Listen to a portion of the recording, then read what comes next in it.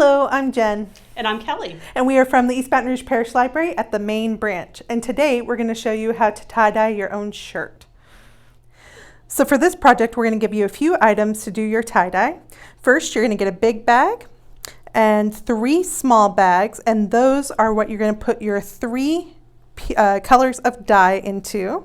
We also give you lots of rubber bands, a pair of gloves so you don't get your hands all dirty, and some wax paper. Now this wax paper is to put underneath your project while you're working on it. If you can go outside and do your tie dyeing, that's even better. That way you don't get dye on your mom's table. So if you can't do that, use the wax paper. If not, just go outside. So the first thing you're going to want to do is put together your dyes. So for each one, you will take 1 sandwich bag and 1 little packet of dye. You'll put this little packet right in the sandwich bag, fill it about 1/4 of the way full of cold tap water, shake it up really good, and then you'll have this little bit of dye, which is going to be perfect. Okay, I'm going to show you how to do the spiral tie-dye pattern. The first thing you want to do is wet your t-shirt or any other material in water and then squeeze out the excess water. Once you have a nice damp t-shirt to work with, you're going to lay it flat on a table or outside on the grass. To do the spiral, you'll need to pinch the shirt where you want the middle of the spiral to begin. So I normally like to do mine in the middle, but you can offset it. You can do it at the bottom of the shirt, wherever you'd like. So I'm going to start in the middle. You just take your thumb and forefinger, pinch the shirt, and then you're going to twist it. You're going to turn your hand clockwise until you have the shirt, let's see, in a rough circular shape. It's going to kind of look like a hurricane. So it's going to look like that. Now this is the part that most people find difficult. You're going to need to put 3 rubber bands on the spiral to create basically a pie or a pizza shape pattern. So 1 goes on that way, 1 goes on that way, and then 1 goes on that way. Now you just take the excess shirt you have and tuck it in under the rubber band that's nearest until you get all of that done.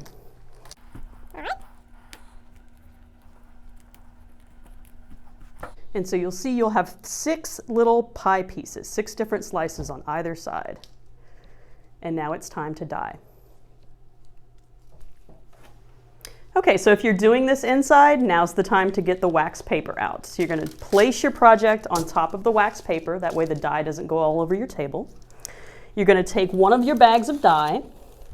So I'm going to start with this teal color here.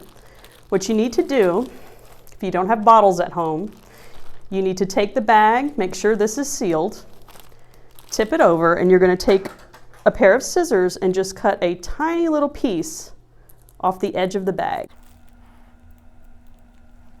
You don't want too big of a piece off the edge, but that's going to be kind of your nozzle. So you're going to take the bag and just carefully dye your shirt. Now, you can dye each one a different color.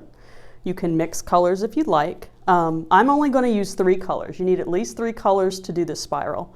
So wherever you put 1 color, if I put blue on this piece here, I'm going to put blue right across from it diagonally. You want it the same color diagonal from each other. So you're just going to drip some dye.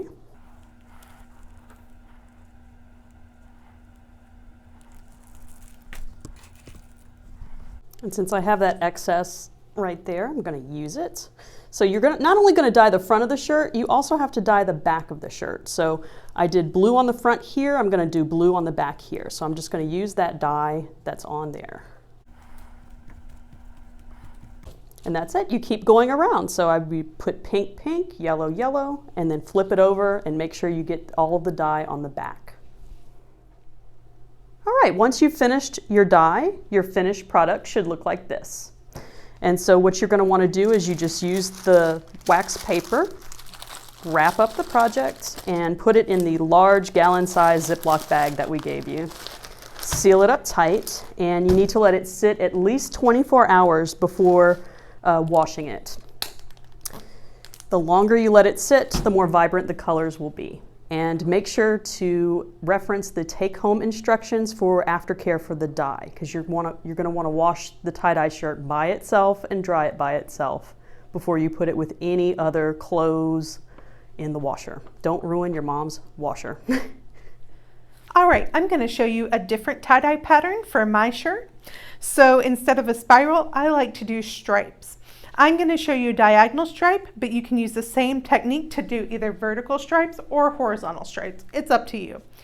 So once again, you're going to start with a damp t-shirt or whatever fabric you're using.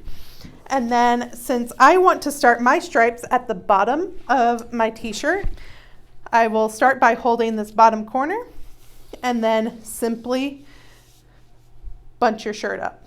That's all you have to do. From there, you take one little piece of your t-shirt and you take your rubber bands and you slowly work them around. However wide you want your stripes to be is how far you space out your rubber bands. So I put one here and then I'm going to keep going, and you'll see I sort of keep them about this big. So let's keep going.